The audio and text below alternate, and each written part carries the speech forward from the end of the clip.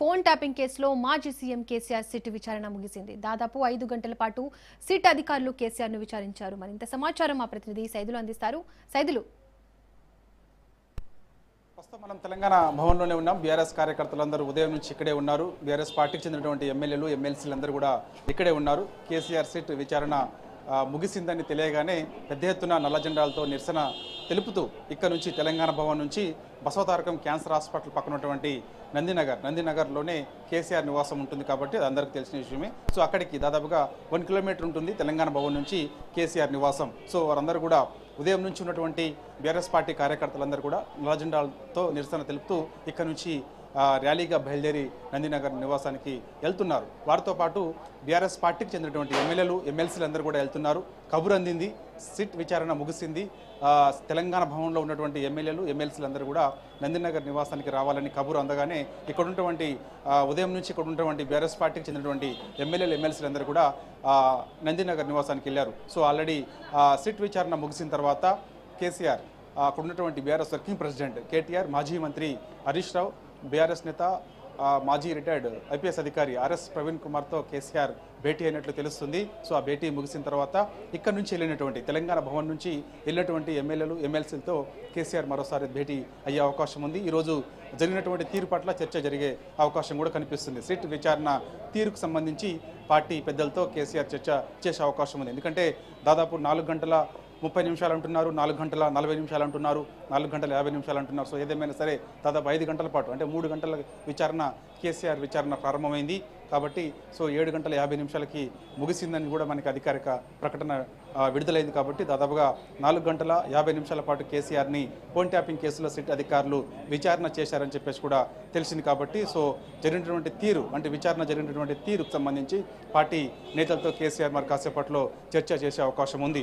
మీడియాతో మాట్లాడతారా లేదా అనేది కూడా మనకి గంట నుంచి కూడా సందిగ్ధత కాబట్టి సో చూడాలి మరి ఎవరు మీడియాతో మాట్లాడతారు ఏంటి అనేది కూడా మరి కాసేపట్లో మనకి తెలిసే అవకాశం ఉంది. బీఆర్ఎస్ వర్కింగ్ ప్రెసిడెంట్ కేటీఆర్ మీడియాతో మాట్లాడే అవకాశం ఉందని కూడా అంటున్నారు. చూడాలి మాట్లాడతారా లేదా అనేది. సో ఏదేమైనా సరే తెలంగాణ భవన్లో మనం ఈరోజు ఉదయం 7 గంటల నుంచి కూడా ఇక్కడే ఉన్నాము. సో ఉదయం 8 గంటలకే కార్యకర్తలు పెద్ద ఎత్తున తెలంగాణ భవన్కి చేరుకున్నారు. ఈరోజు కేసీఆర్ సిట్ విచారణ ఉన్న నేపథ్యంలో పెద్ద ఎత్తున తెలంగాణ భవన్కి కార్యకర్తలు చేరుకున్నారు.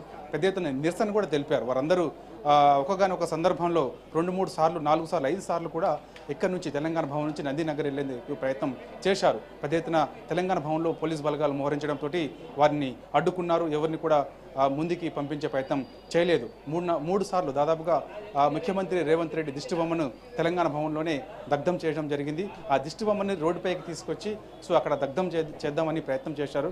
కానీ పోలీసులు అడ్డుకోవడంతో వారిని నివారించడంతో చేసేదేం లేక తెలంగాణ భవన్ మెయిన్ గేట్ వద్దే 3 సార్లు దాదాపుగా ముఖ్యమంత్రి రేవంత్ రెడ్డి దిష్టిబొమ్మని దగ్ధం చేశారు. సో ఇక ఫోన్ ట్యాపింగ్ కేసుకి సంబంధించి ఈరోజు ఉదయం నుంచి కూడా బీఆర్ఎస్ పార్టీకి చెందినటువంటి ముఖ్య నాయకులందరూ కూడా తెలంగాణ భవన్లో మీడియా సమావేశాలు నిర్వహించారు. వరుసగా నిర్వహించడం జరిగింది. మాజీ మంత్రులందరూ కూడా మీడియా ముందుకు వచ్చి మాట్లాడారు. చివరిగా ఆర్ఎస్ ప్రవీణ్ కుమార్ మీడియా ముందుకు వచ్చి మాట్లాడారు. సిట్ విచారణ తీరుని ఆయన తీవ్రంగా ఖండించారు. అదేవిధంగా మాజీ మంత్రి సబితా ఇంద్రారెడ్డి కూడా సిట్ విచారణ తీరును తీవ్రంగా ఆమె ఖండించారు.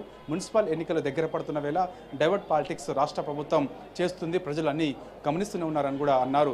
ఎమ్మెల్సీ శంబీపూర్ రాజు మీడియాతో మాట్లాడారు. ఆయన మాట్లాడినటువంటి కొన్ని కీలక వ్యాఖ్యలు ఒకసారి చూస్తే నందినగర్ నివాసం నుంచే కేసీఆర్ తెలంగాణ ఉద్యమాన్ని ప్రారంభించారు. తెలంగాణకి అది ఒక గుడి లాంటిది. ఎంతోమంది ఉద్యమకారులు అక్కడే ఉన్నారు. సో అక్కడి నుంచే ఉద్యమం ప్రారంభమైంది. అక్కడి నుంచే తెలంగాణ రాష్ట్రాన్ని కేసీఆర్ సాధించారు. అక్కడి నుంచే 10 ఏళ్ల పాటు కేసీఆర్ పాలించారు. అదే ఇంట్లో కేసీఆర్ని విచారించిన తీరు చూస్తే అందరూ కూడా బాధపడుతున్నారని చెప్పేసి కూడా ఆయన కొంత భావోద్వేగంతో ఆయన మీడియా ముందు మాట్లాడడం జరిగింది. కాబట్టి ప్రజలు అన్నీ గమనిస్తూనే ఉన్నారు. కాబట్టి సో ఖచ్చితంగా రానున్న రోజులలో కాంగ్రెస్ పార్టీకి తగిన బుద్ధి చెప్తారని చెప్పేసి కూడా బీఆర్ఎస్ పార్టీకి చెందినటువంటి నాయకులు చెప్పడం జరిగింది. దాంతోపాటు మాజీ మంత్రి సునీత లక్ష్మారెడ్డి కూడా మీడియాతో మాట్లాడడం జరిగింది. సో ఆమె కూడా ఇదే అంశాల్లో కొన్ని చెప్పుకోవడం జరిగింది.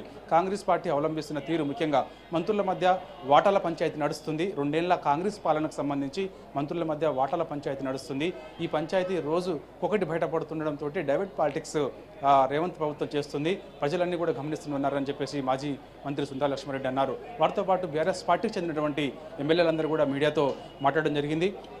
వారందరూ కూడా ఈరోజు కేసీఆర్ సిట్ విచారణని తీవ్రంగా ఖండించారు. సో మాకు న్యాయం పైన నమ్మకం ఉంది, చట్టం అంటే గౌరవం ఇస్తాం కాబట్టి సో సిట్ అధికారులు ప్రవర్తించిన తీరు, మొన్న రెండోసారి కేసీఆర్కి సిట్ అధికారులు నోటీసుల ఇచ్చిన తీరు మేము ఖండిస్తున్నాం. ఎందుకంటే ఒక మాజీ ముఖ్యమంత్రి స్థాయిలో ఉన్నటువంటి వ్యక్తికి ఆ విధంగా నందినగర్ నివాసానికి వచ్చి ఇంటికి నోటీసులు అంటిస్తారా, ఇది తగునా అని చెప్పేసి కూడా ప్రశ్నించారు. దాంతోపాటు ఖండించడం కూడా జరిగింది.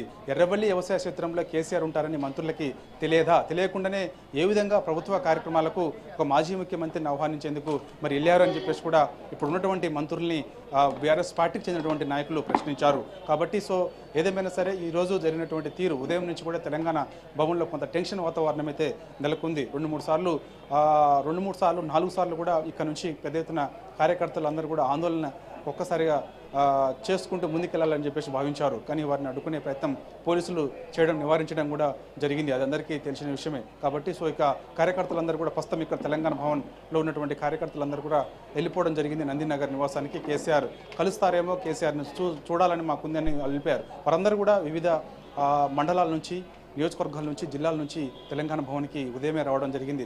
మున్సిపల్ ఎన్నికలు ఉన్నప్పటికీ కూడా వారందరూ కూడా ఇక్కడికి వచ్చారు. కాబట్టి వారందరూ కూడా ఇప్పుడు కేసీఆర్ నివాసం నందినగర్ దగ్గరికి వెళ్ళి అక్కడ కేసీఆర్ని కలిసిన తర్వాత వెళ్తామని చెప్పేసి కూడా వెళ్ళారు. వెళ్తూ కూడా నల్ల జెండాలతో నిరసన తెలుపుతూ రాష్ట్ర ప్రభుత్వానికి ఒక నిరసన తెలుపుతున్నామని చెప్పేసి కూడా వారు చెప్పడం జరిగింది. ఏదేమైనా సరే ఉదయం 7 గంటల నుంచి ప్రస్తుతం ఇక్కడ ఉన్నటువంటి తెలంగాణ భవన్లో ఉన్నటువంటి పరిస్థితిని ఎప్పటికప్పుడు మనం వివరించడం జరిగింది. Right Saidulu, thank you. జరిగేటువంటి క్రమంలోనే సిట్ సాధించినటువంటి ఒక